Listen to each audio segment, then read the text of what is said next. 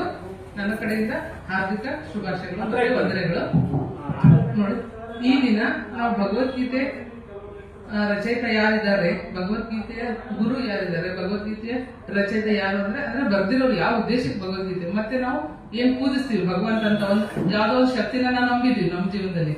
ಆ ಶಕ್ತಿ ನಿಜವಾಗಿ ನಮ್ಮ ಕಣ್ಣೆದುರುಗಡೆ ಪ್ರಾಕ್ಟಿಕಲ್ ಆಗಿ ನಾವು ನೋಡ್ಬೇಕು ಅನ್ನೋದಾದ್ರೆ, ಭಗವಂತನನ್ನ ನೋಡ್ಬೇಕು ಅನ್ನೋದಾದ್ರೆ ಯಾರನ್ನ ಮೀಟ್ ಮಾಡ್ಬೇಕು. ನಾವು ದೇವಸ್ಥಾನಕ್ಕೆ ಹೋಗ್ತೀವಿ, ಮೂರ್ತಿಗಳ ಮುಂದೆ ನಿಂತ್ಕೊಂಡು ಹೇಳ್ತೀವಿ, ಶಿವಲಿಂಗದ ಮುಂದೆ ನಿಂತು ಹೇಳ್ತೀವಿ ತ್ವಮೇವ ಮಾತಾಚ ಪಿತಾ ತ್ವಮೇವ, ತ್ವಮೇವ ಬಂದಷ್ಟ ಸಖಾ ತ್ವಮೇವ ಅಂತ ಹೇಳ್ತೀವಿ. ಆದ್ರೆ ಈ ಸಮಯ ಹೇಗಿದೆ ಅಂದ್ರೆ ಇದನ್ನ ಪುರುಷೋತ್ತಮ ಸಂಗಮ ಯುಗ ಅಂತ ಹೇಳ್ತಾರೆ. ಅಂದ್ರೆ ಈ ಸಮಯದಲ್ಲಿ ಭಗವಂತನ ಅವತರಣೆ ಆಗಿರುವ ಸಮಯ ಆಗಿದೆ. ಇದು ಸುಸಮಯ. ಪುರುಷರಲ್ಲಿ ಉತ್ತಮವಾಗಿರುವಂತಹ ಪುರುಷರು ಯಾರಿದ್ದಾರೆ ಅಂತವ್ರನ್ನ ಪ್ರತ್ಯಕ್ಷ ಮಾಡುವಂತ ಸಮಯ ಆಗಿದೆ. ಈ ಸಂದೇಶನೆ ಕೊಡಕ್ಕೆ ಇವರು ಇಡೀ ಭಾರತ ತುಂಬಾ ಆಂದೋಲನ ಮಾಡ್ತಿದ್ದಾರೆ. ಇವರ ಹೆಸರಾಗಿದೆ ಸಂಜಯ್ ಪರಾಶರ್ ಅಂತ. He is a educational, motivational and spiritual speaker. ಇವ್ರು ಏನ್ ಮಾಡ್ತಾರೆ, ಇಡೀ ಭಾರತ ದೇಶ ತುಂಬಾ ಇವ್ರದ್ದು ಮೊನ್ನೆ ತಾನೇ ಗೀತಾ ಜಯಂತಿ ಆಯ್ತು ಡಿಸೆಂಬರ್ ಅಲ್ಲಿ. ಭಗವದ್ಗೀತೆ ಜಯಂತಿ ಮಾಡ್ತಾರೆ ಕುರುಕ್ಷೇತ್ರದಲ್ಲಿ. ಕುರುಕ್ಷೇತ್ರ ಯಾವ್ದಕ್ ವಿಶೇಷ ಅಂದ್ರೆ ಧರ್ಮಭೂಮಿ ಮತ್ತೆ ಕರ್ಮಭೂಮಿ ಅಂತ ಹೇಳ್ತೀವಿ. ಅಲ್ಲೇನ್ ಮಹಾಭಾರತ ಯುದ್ಧ. ನಮ್ಮ ಹಿಂದೂಗಳ ಒಂದು ಹೃದಯದ ಬಡಿತ ಯಾವ್ದಾಗಿದೆ, ಭಗವದ್ಗೀತೆ ಆಗಿದೆ.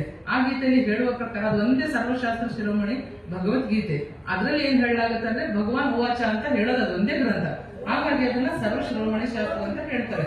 ಅದರಲ್ಲಿರುವಂತ ಭಗವಂತ ಯಾರು, ಗೀತೆಯ ಭಗವಂತ ಯಾರು ಅನ್ನೋ ಸಂದೇಶನ ಕೊಡಕ್ಕೆ ಇವರು ಇಡೀ ದೇಶದ ತುಂಬಾ ಓಡಾಡ್ತಾ ಇದ್ದಾರೆ. ಅದಕ್ಕೆ ನಮ್ಮ ಕನ್ನಡದ ಜನತೆಯನ್ನು ತಿಳ್ಕೊಳ್ಳಿ. ಅವ್ರು ಹೇಳೋದೇನು ಅಂದ್ರೆ, ಕರ್ನಾಟಕದಲ್ಲಿ 2 ದಿವಸದಿಂದ ಇದ್ದಾರೆ, ಹೇಳ್ತಾ ಇದ್ದಾರೆ ಕನ್ನಡದ ಜನತೆ ಎಷ್ಟು ಭಗವಂತನ ಮೇಲೆ ಪ್ರೀತಿ ಇದೆ, ಎಷ್ಟು ಭಗವದ್ಗೀತೆಯನ್ನ ಆಧರಿಸ್ತಾರೆ, ಇಷ್ಟು ಇಲ್ಲಿ ಜನರಿಗೆ ಭಕ್ತಿ ಭಾವ ಇದೆ. ಇವ್ರು ನಿಜವಾಗೂ ಆ ದೇವತೆಗಳು ಕಣ್ಣು ಮುಂದೆ ಬಂದ್ರೆ ಏನ್ ಸುಖ ಪಡ್ತಾರೆ, ಎಷ್ಟು ಆನಂದ ಪಡ್ತಾರೆ. ಇಷ್ಟು ದಿನದ ಪಾವನ ಭೂಮಿ ಅಂತ ಹೇಳ್ತೀವಿ ನಾವು. ಕನ್ನಡವನ್ನ ಏನ್ ಹೇಳ್ತೀವಿ, ಕನ್ನಡವನ್ನ ಇಷ್ಟು ನಮಿಸ್ತೀವಿ. ಮತ್ತೆ ನಮ್ಮ ಕನ್ನಡದ ಕಾವೇರಿನ ಏನಂತ ಹೇಳ್ತಾರೆ, ದಕ್ಷಿಣದ ಗಂಗಾ ಅಂತ ಹೇಳ್ತೀವಿ ಕಾವೇರಿನ.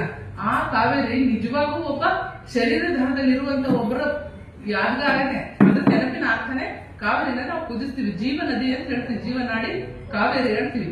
ಆ ಕಾವೇರಿ ನಿಜವಾಗಿ ಪ್ರತ್ಯಕ್ಷವಾಗಿ ನಿಮ್ಮ ಕಣ್ಣು ಮುಂದೆ ಬಂದ್ರೆ ನೀವು ಹೇಗ್ ಪೂಜಿಸ್ತೀರಾ. ನಾವು ಅಲ್ಲಲ್ಲಿ ಕನ್ನಡಾಂಬೆನ ನವೆಂಬರ್ ಅಲ್ಲಿ ಏನ್ ಮಾಡ್ತೀವಿ, ನಮ್ಮ ಕರ್ನಾಟಕ ರಾಜ್ಯೋತ್ಸವನ ಮಾಡ್ತೀವಿ. ಆ ಕನ್ನಡಾಂಬೆ ಯಾರು, ಅವರು ನಿಜವಾಗಿ ಒಬ್ರು ಇದ್ದಾರೆ. ಎಲ್ಲ ದೇವತೆಗಳು ನಾವು ಪೂಜಿಸುವ ಎಲ್ಲ ದೇವತೆಗಳು ಕೂಡ ಯಾವ್ದೋ ಕಾಲದಲ್ಲಿ ಇದ್ರು, ಅವ್ರ ನೆನಪಿನ ಅರ್ಥದಲ್ಲಿ ತಾನೇ ನಾವು ಫೋಟೋನ ಇಟ್ಕೊಂಡು ನೆನಪು ಮಾಡೋದು. ನಮ್ಮ ತಾತ ಮುತ್ತಾತನ ತಿಥಿ ಶ್ರದ್ಧೆಗಳನ್ನ ಮಾಡ್ತೀವಿ, ಇದ್ರು ಅವರು ಅಂತ ಫೋಟೋ ಇಟ್ಟಿದೀವಿ. ಮೂರ್ತಿಗಳು ಯಾರು ಇಟ್ಟಿದ್ದಾರೆ ಇವಾಗ? ಈ ಮೂರ್ತಿಗಳು ಏನ್ ಮಾತಾಡ್ತಾ ಇದ್ದಾವೆ ಅಂದ್ರೆ, ಇದೇ ಮೂರ್ತಿಗಳು ಒಂದ್ ಕಾಲದಲ್ಲಿ ಇದ್ವು. ಆ ರಾಮ ಇದ್ದ ಅವಾಗ, ಆ ಕೃಷ್ಣ ಇದ್ದ, ಆ ಶಿವ ಇದ್ದ, ಶಂಕರ ಇದ್ದ. ಆ ಶಂಕರ ಈ ಜನ್ಮದಲ್ಲಿ ಎಲ್ಲಿದ್ದಾನೆ, ಅವರ ನಿಜವಾದ ಪ್ರಾಕ್ಟಿಕಲ್ ರೂಪ ಏನಿದೆ ಅನ್ನೋದನ್ನ ಹೇಳೋದಕ್ಕೆ ಈ ಸಂದೇಶನ ಎಲ್ಲ ಸ್ಟೇಟ್ಗಳಲ್ಲಿ ಹೋಗಿ ಸಾರ್ತಾ ಇದ್ದಾರೆ. ಕರ್ನಾಟಕದಲ್ಲಿ ನಮ್ಮ ಪ್ರಯತ್ನ ಏನಂದ್ರೆ, ನಮ್ಮ ಜನರು ತಿಳ್ಕೊಳ್ಳಿ, ನಮ್ಮ ನಾಡ ನಮ್ಮ ನಾಡ ಬೆಳೆಯೋಕೆ, ನಮ್ಮ ಜನರು ಪಾವನಾಗಕ್ಕೆ ಒಂದು ಅವಕಾಶ ಸಿಗ್ಬೇಕು ಅಂತ ಅವ್ರನ್ನ ಇಲ್ಲಿ ಕರೆಸಲಾಗಿತ್ತು. ಅವ್ರು ಅದನ್ನೇ ಸಂದೇಶ ಕೊಡಕ್ಕೆ ಇಲ್ಲಿ ಬಂದಿದ್ದಾರೆ. ಅವರು ಅದನ್ನ ಹೇಗೆ ತಿಳಿಸ್ತಾರೆ. जय भारत, भारत माता की जय।